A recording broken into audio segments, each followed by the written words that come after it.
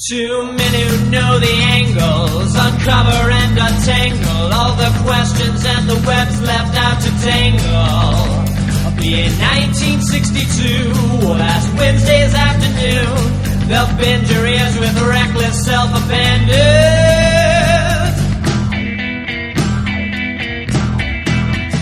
The amazing Spider Talk, the amazing Spider Talk. Come swing through the air, sit back and prepare for the amazing Spider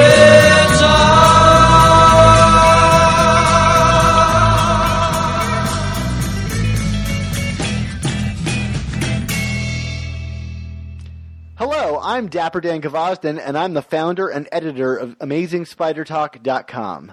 And I'm mischievous Mark Ginocchio, the founder of the Chasing Amazing blog and author of 100 Things Spider-Man Fans Should Know and Do Before They Die. Well, thanks everybody for joining us for episode 10 of the second season of the all-new Amazing Spider Talk. We hope you enjoy this podcast and that it provides an intelligent conversation between two fans and, well, let's say actually three fans and collectors as we look at the Spider-Man comic universe in a bit of a bigger picture. Yeah, Dan, in this second season of the all-new Amazing Spider Talk, we've been taking a look at how Spider-Man has hit the big time during the Stan Lee and John Romita Sr. run on the book in the 1960s. Well, in this episode, we're going to be talking about Marvel's early attempts to bring Spider-Man out into the world as a physical object, whether that be fan club records, toys, pins, Spider-Man cutouts, Spider-Man the flamethrower, merchandising. So to help us with this episode, we will also be joined by a very special guest, pop culture and memorabilia expert Rob Bruce. Many of you may know Rob from his multiple on-air appearances, and he also got credit as a producer as a toy memorabilia consultant to Jay and Silent Bob's Secret Stash on AMC's Comic Book Men show, a show I might have appeared on in an unaired episode. The world may never know. Well, anyway, Rob has been an expert in this field for decades, and in addition to Comic Book Man, he is also the one of the founders and creators of the New Jersey HorrorCon and Film Festival, which he'll talk about a little too in this interview. So he's going to talk us through all of these early 60 toy attempts. Although, just as a fair warning, Dan, we had to conduct this interview via cell phone, so if the quality isn't the usual crystal clearness that you're used to from Amazing Spider Talk, we apologize in advance, but we urge you to hang with us because it's a great interview with a lot of insights about toys and figures and games and everything else from this era, right? Yeah, absolutely. Like we say on all of our episodes, this episode wouldn't be possible without support from our wonderful Patreon subscribers, whose patronage allows us to assemble the guests like Rob Bruce, who we have on the show, and do all of our research that we do. So if you enjoy the episode and want to help us continue while getting amazing bonus content, and we have some bonus content from this very show, as well as other additional episodes that we never release publicly, please go to our show notes and check out our Patreon page and consider joining our team. This week we want to thank all of our new Patreon subscribers who made this particular episode possible. Thanks to the following wonderful Patreons for joining our team, starting with Michael Graff, Chester McJerk. I like that. We got, okay, here's Mark's weekly butchering. Sean Van de Velde. I think that's okay. Art Vandelay. Paul Grillo. Christopher Long, that was easy. And Mark Diefendorfer. That's a great name. I like that. I love it. Mark's a good guy. I know him personally. Yeah. Well, besides all of that, thank you again, everybody. Let's get right to the action and the awesome interview. So we hope you enjoy our episode entitled, Mark, Merchandising.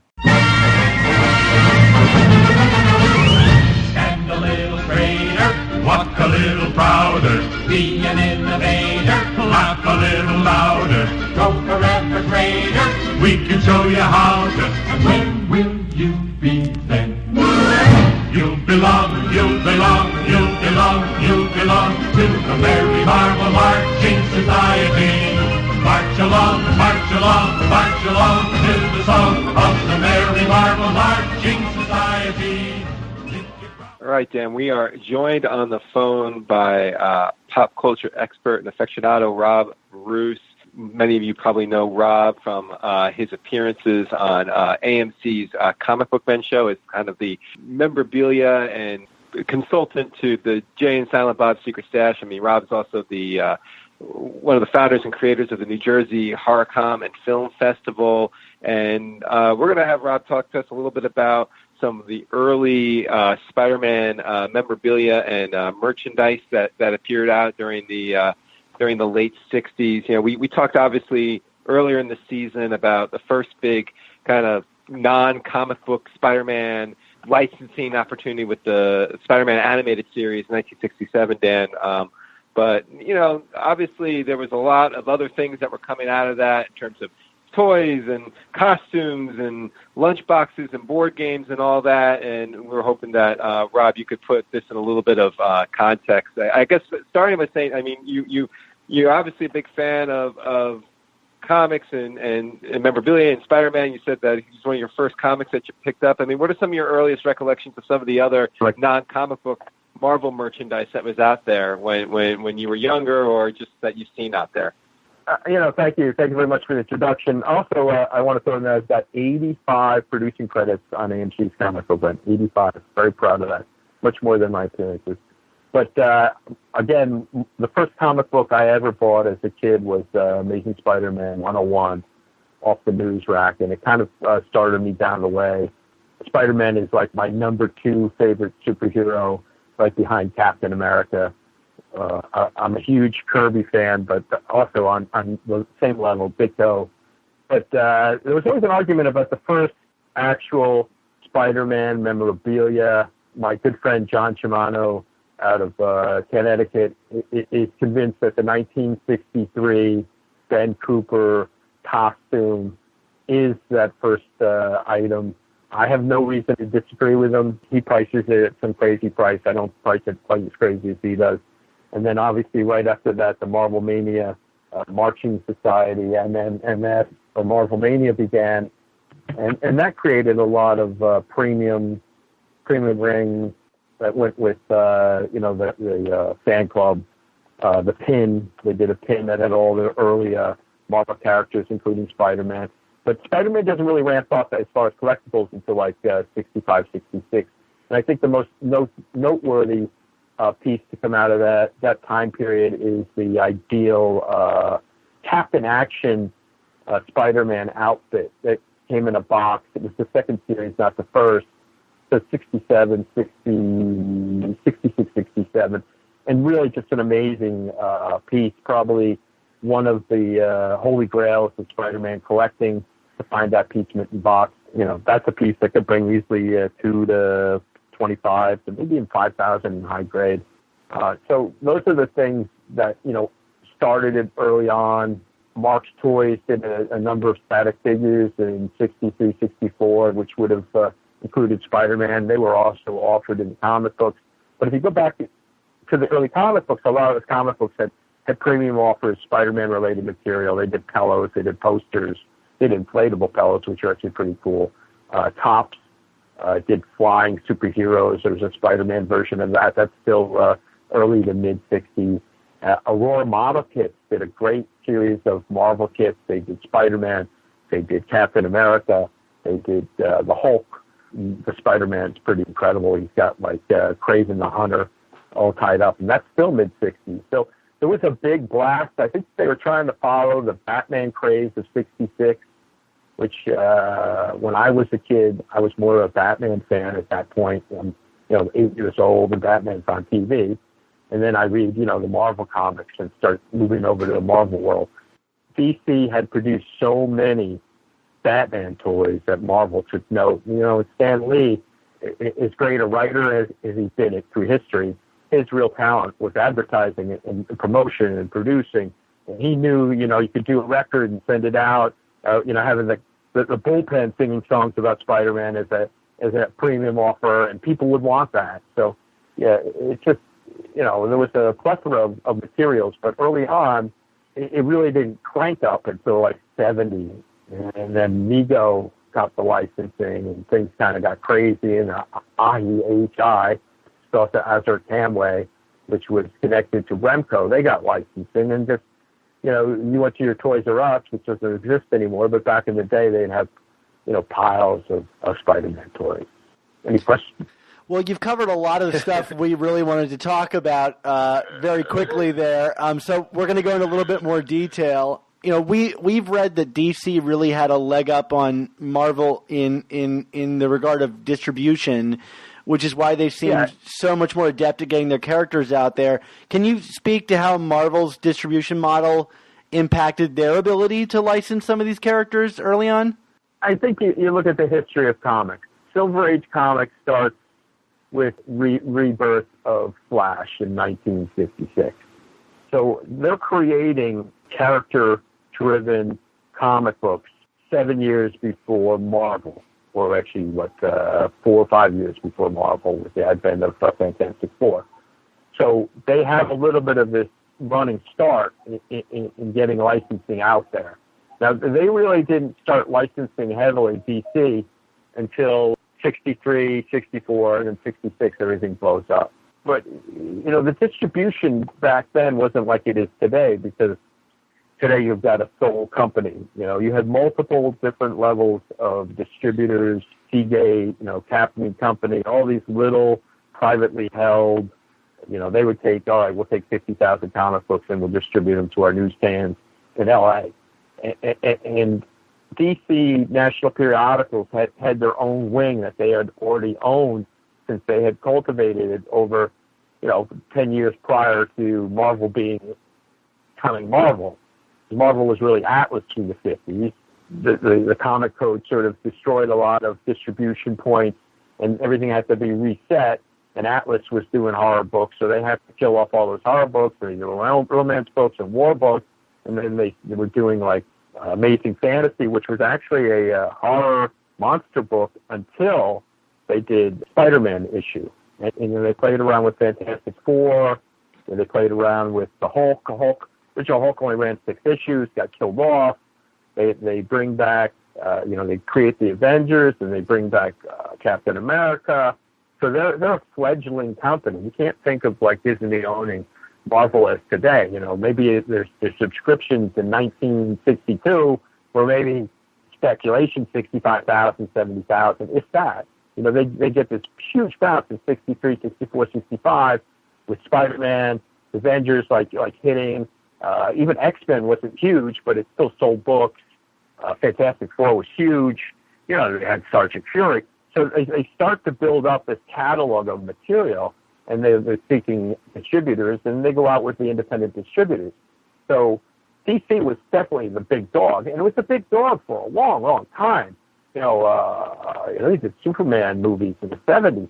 They tried to do Marvel movies in the 70s, and it wasn't great. They did a live-action Amazing Spider-Man TV show, which is kind of like relegated to the history of, campy TV shows, kind of like Batman, but Batman has legs. Everybody loves Adam West. Everybody loves Burt Ward, because they were on and on and on and on. And, they came on in 66 during, like, prime time, 67 prime time. Then they go off the air and they get syndicated, and all of a sudden they're on every afternoon. When I came home, through the early 70s, they were always on television, 3:30, 4 o'clock, WPIX, DC, Batman. It's huge. There is no Marvel. There's Marvel, at one point they did the Saturday morning cartoon early on, where it was basically Kirby art with, moving pictures, static pictures with dialogue. And to me, I love that stuff, because a lot of it was, like, right out of the comic book. They didn't even rewrite anything. Batman was all re-scripted, but a lot of those early Marvel cartoons, which you can watch them today, like, holy shit, it's a cartoon. But, the reality is it's so 60s. I mean, I have most of those on VHS, which I still watch. But so they dealt with a lot of small independent distributors, and they just continued to grow. Diamond doesn't even come into play until the 90s. You had mentioned earlier on, in terms of, like, kind of, Stan Lee's creativity, the Merry Marvel Marching Society, and talk a little bit about the ingenuity of Marching Society in terms of the items, and then also are these things you can still find today? Are they valuable in terms of the stuff that they were giving away then? Yeah, well, the early stuff, the 60s '60s Marvel superhero stuff is drawing a premium now. 63 is the year for Marvel, for everything like cohesiveness and gels, and that's the birth date of the Marvel Marching Society, Marvel Mania, the superhero age, the silver age for Marvel is that year. And those items that were produced in the 63, especially the Marvel Mania stuff, is always going to hold a certain amount of prestige. I have gumball rings from that time period, simple plastic 66, 67 rings, which go for $100 to $250 a piece. Very simple stuff. And you can't find them. And eventually, they not only will they retain their value, but if as things go forward, they'll probably increase in value, I would think. But they made flexi, records and club kits and cards and posters and all sorts of things. Actually, you would mail away. But that's one thing that Marvel did, in Stan Lee's genius, was, all right, we're going to bring everything to the kids. So the kids will send us $1, and they'll clip out something off the back of a comic book, and we'll send them this packet. And they sent out, thousands and thousands and thousands. And in doing that, they ensured a fandom. So you create the space through this organic, we do it today online, Kickstarter, we do it today online, we offer free things, we do it today online, you just send $5 and I'll send you a t-shirt, whatever you do. But that really goes back to Hopalong Cassidy, certainly. It goes back into, like, Dell Comics would do that sort of thing in the 40s and 50s, but Stan knew. Now, you look at DC really didn't have a viable, running fan club. I mean, to my best knowledge, I don't ever remember seeing an offer for a fan club. Maybe Superpowers or Super Friends at some point in the late 70s, mid-70s, they came up with an idea, join our ranks. But Stan Lee pushed it, and he pushed it. And when he pushed it to a point where the subscription started to fade a little bit in 68, 69, in 70, comes up with the idea of, boom, Friends of Old Marvel, because that would have been around for 10 years or 10 years. So he starts it all over again and starts, Steranko was doing the fanzine and the posters, and this great stuff comes out. And that's the other edge of that quarter is like, you've got Marvel on one side, and you've got Friends of Old, you've got Marvel Mania on one side, and you've got Foom on the other side. And the Foom stuff's amazing. We did a transaction with the coins, medallions that they offered in 74, 75, which they offered Cap. No, they offered Spider-Man, Conan, and I believe the Hulk. I'd have to double check that. Is it a Cap or the Hulk? For some reason, I think it's the Hulk. And that was another one of those things that Stan Lee would do, because he understood I could make these things, and they'll buy them. And you could buy a bronze Hulk medallion from 1974 out of the back of a comic book for maybe like $6 posted, and today they cost $200. It's just the nature of the collecting base. One of the items we've read about is this 6-foot-tall Spider-Man cutout that Steve Ditko designed.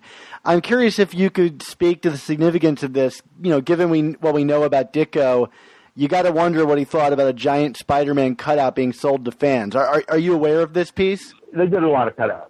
I assume it's a piece that was probably done in the 70s, right? Yeah, I think so, or late 60s. It's him standing, right, with his arms crossed? Yes. That's the one it comes to the back of my head without looking up online and cheating. But,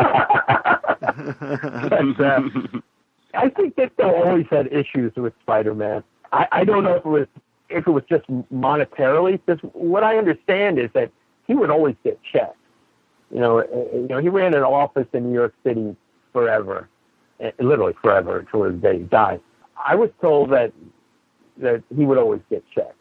So I assume some of those checks came from Marvel. I don't think he was in need for money. And as a libertarianist, certainly with the capitalist slant, but I mean, how much is too much, But I don't know. I don't think that one cut-up would have riled him as much as just the history of Spider-Man, and him kind of witnessing what went on between Stan and Jack. And I always think of Ditko as being a Ditko guy first, but probably a Kirby guy second, and not a Stan Lee fan. And that probably played into more of why he was so anti-Spider-Man, even though it was something he created. Well, speaking of Ditko and designs and I guess creative owner issues, we talked about this a little bit early, on our show a few episodes ago. The infamous, you talk about the Ben Cooper Spider-Man costume, but it's not even speculation, but there's talk that there was a Ben Cooper costume, I guess, what was it, Dan, from like the late 50s, they cited it, that looked like, that kind of looked like Spider-Man, or was like an early iteration of Spider-Man. No argument. What's your familiarity with that? I mean, do you give credence to the idea that influenced what the ultimate design for Spider-Man ended up being? Yeah, I have to think at some level. I mean, did Stan see it? Did Stan say to Steve, let's make this costume? I mean, it is the Spider, but it's not like the Spider. It's not Spider-Man. My buddy actually runs the Mego Stretch Hulk site, John Cimino. So he's like an old friend of mine. And he's the one who sort of brought this to the foreground.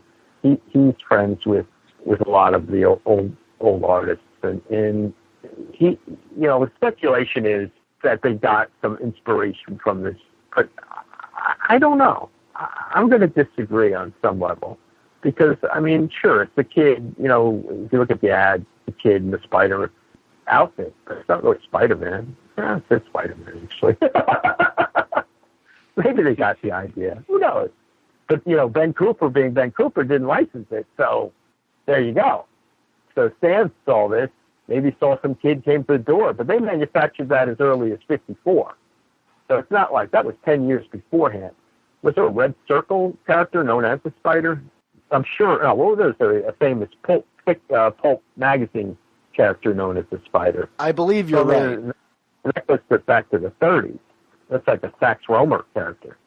I think, again, it's Stan. It's Stan being the, P.T. Barnum of Silver Age comic books, the guy who could understand that there's a mass market for everything, and they needed to, push it. So Spider-Man comes out, he does one issue in Amazing Fantasy, and then he goes right into, Spider-Man #1 and runs forever. And it's the greatest thing that Marvel Comics ever came up with, because that is their A #1 character. Let me add a wrinkle to this Ben Cooper thing, because, like you said earlier, that the Ben Cooper costume of the official costume of Spider-Man is the first licensed, Spider-Man item or Marvel item on sale. Do you think that perhaps Ben Cooper saw the character and said, hey, that looks a lot like our costume, and they kind of signed a deal in secret to be quiet about perhaps the design was stolen? Well, I talked to Ben Cooper people, directly, and they weren't that, they were organized, but they didn't think on that level. You got to remember, in 1963, how much was the licensing for Spider-Man? I mean, how much was that first licensing? $50?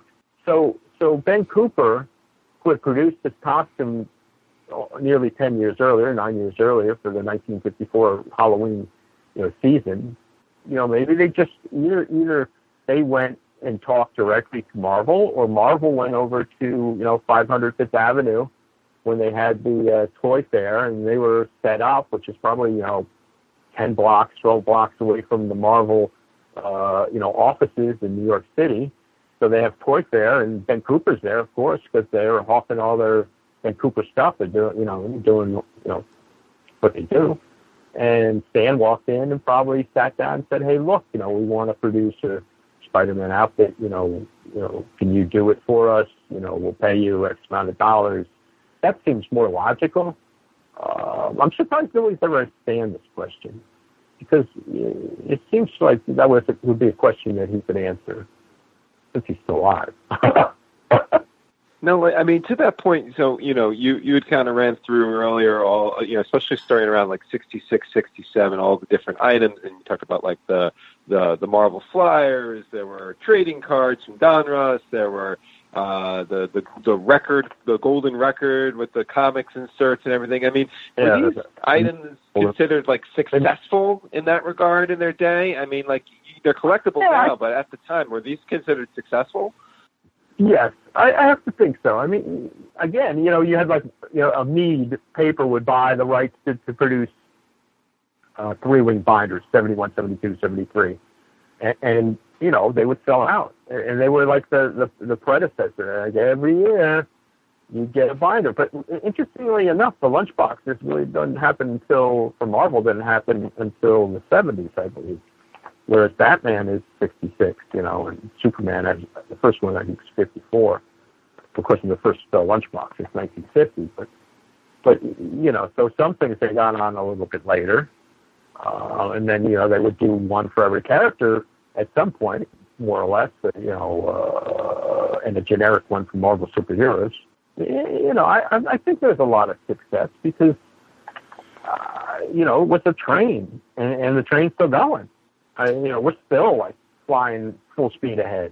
Do you think that the early placement of Spider-Man at the forefront of these merchandising opportunities really helped to solidify him as the face of Marvel Comics then and today? Yes. And the real reason is you look at some of the other characters. Like certainly the Hulk becomes very famous in 75, 76, 77, 78 with the advent of the TV show. There's more juice. But if the Hulk had been the face of Marvel, would never have succeeded, and Marvel would have collapsed completely because when the Incredible Hulk first came out in the comic book, it only lasted 6 issues, then needed to be rebirthed later on in one of the sales books. And I think that's got a lot to do with it too. Marvel never gave up on their heroes. You don't see like, they would test them. I mean, even like Iron Man was more of a test character when he first came out of Tales of Suspense. You look at it, he's not a number one character. He was never a number one character. Even when that first book came out, he was never a number one character. He was like, still that Iron Man number one from, I think, 67, 68, that was not a real popular book forever. You could buy that for under $100 up until maybe 10 years ago. Spider-Man has the staying power. Spider-Man is the kid next door. Spider-Man is the nerd. Spider-Man is the underdog. Again, I keep making you go back to some of the stuff you said earlier on here, but you had mentioned the Captain Action figure, which I know I think you even used the exact words, kind of like the holy grail of action figures. One of the things that interested me about this too was, this figure had all these interchangeable outfits, right? So there was a Spider-Man outfit, but there's also Superman, Flash Gordon, Captain America, and you were kind of talking earlier about also kind of how different licensing and merchandising was then as it is now. I mean, now... Right. So there was a Flash Gordon, there was a Buck Rogers, there was a Phantom. Right. Now it's mid-'60s, and King Features that owned those rights were really big. I mean, they were huge. Cartoons every day on television, newspaper, Phantom still like every day. They did. I'm pretty sure they had their hands in Prince Valiant. That was a Prince Valiant was in color on the back page of the major newspapers that had comics straight through the 60s into the 70s. So licensing was huge for King Features. And then you look at they had Captain Action, had Green Hornet, which is really the top piece, or was really the top piece for a long, long time. A boxed Green Hornet would have brought $5,000 in the late 80s. Whereas, maybe more, the Spider-Man would have bought half that. Nowadays, the Green Hornet probably brings about $5,000, and the Spider-Man one recently sold for $25,000. Now, it was like pristine, high grade. They sell for less than 10 in lesser grade. But, Spider-Man, and it's really the first major Spider-Man action figure style doll. I consider 12-inch figures dolls. I collect action figures, which are 5.5 inches or less. But that was it. You know, you don't see another Spider-Man figure come along until the Comic Action Heroes and the World's Greatest Superheroes manufactured by Mego. You know, and then the Comic Action Heroes are the first 3-inch to 3 3/4-inch style figures. They did both DC and Marvel again. But that Ideal toy, you know, and Ideal is an odd company because they made the best superhero toys in the 60s. I mean, the Batman JLA playset is an amazing toy for guys like my age, you know, who played with static 3-inch tall figures before the action figure was invented. But that was, you know, it, because the box was amazing, and just so the way that they would package things was incredible. You know, they did Batman utility belt, which is very, very rare. Probably brings between 25 and 35,000 at this point. You know, for DC Batman collectors, that's the top piece. You get that in the box. Whereas for Marvel, you know, collectors from the 60s, the top piece is the Captain Action outfit. So Rob, before we let you go, we talked about a lot of different items and collectibles and toys today. I mean, is there anything, you know, just on a totally personal level, nothing to do with value or anything, something that just stands out to you as a favorite of yours of what we were going over today? I mean, is there something that, you know, no matter what, will be part of your has a place in your heart forever, you know? I have my Amazing Spider-Man number 101. I still have that. So it's one thing, you know, I've been collecting comic books since about 1970. I went to my first convention in 1975. The only reason I wanted to go was to meet Jack Kirby, and I was like 13 years old. And you know, I've done, at this point in my life, I've done well over 1,200 conventions worldwide. You know, I did my first San Diego in 93, and I've traveled, had an incredible life, really, when you think about it, because I've been immersed in pop culture and toys and collectibles and comic books for 35, 40, 50 years, almost 50 years, you know. It'll be 50 years eventually. But, you know, I think for me, it's that Amazing Spider-Man 101. I have toys, you know, valuable Spider-Man toys. I've got the rings, I've got the badges, the pins, I have the Marvel Mania Club kit and the Pooms. I've got a complete run of Pooms, you know, with ends. I've got Stanley signed things. But it always goes back to Amazing Spider-Man 101 for me, because that's really where I got the light turned on. For me, it was, you know, it's a fascinating moment as you're a kid. We all go through it because we get attracted to, you know, cartoons. And then we read like, wow, this is a cartoon. I can read it over and over again. And for me, I sort of like really set a tone. And I've just sort of followed that path ever since. Ironies. I've worked, you know, corporate jobs and, you know, traveled the world, and here I am. It all falls back to Amazing Spider-Man 101. Well, Rob, where can we find you now? If people wanted to kind of keep up with your work or you on the internet, where would they do so? I am on the internet. I have a website called Pop Culturism. I can be found on Twitter and Instagram as Pop Culturism. Laugh a little louder, grow forever greater. We can show you how to. So thanks again to the great Rob Bruce for coming on our show and sharing his insights about this era of comic book merchandising and licensing. And also thanks to all of you for joining us on our 10th episode of our second season of the all-new Amazing Spider Talk. Dan, our next episode should be out in a few weeks, and what's the title of that show going to be? Yeah, it's going to be called Secret Agent Parents. It's our discussion of Amazing Spider-Man Annual number 5, and I guess the overall significance of Peter's parents becoming a part of the narrative and super spies for S.H.I.E.L.D. Like you do. Yeah, of course. Also, for our Patreon subscribers, be sure to check out our Patreon page and your podcast feed this week for a special review of Amazing Spider-Man number 1 and number 2, also known as numbers 802 and 803, the start of the brand new Nick Spencer and Ryan Otley run. Dan, we also got a couple additional minutes with Rob Bruce to talk a little bit about some information about Steve Ditko and his recent passing. So check that out in your Patreon feed as well. There's no better place to join on the Patreon bandwagon than to join us for our exciting coverage of both the new Amazing Spider-Man run and everything else that we're doing around here. Remember, for just $3.99 a month, the price of a new comic, you'll get access to our exclusive new issue reviews, Swarm B-Book reviews, extended interviews like the one with Rob Bruce here, mailbags, and more. And, of course, for $10 or more a month, you'll get access to some awesome commissioned artwork.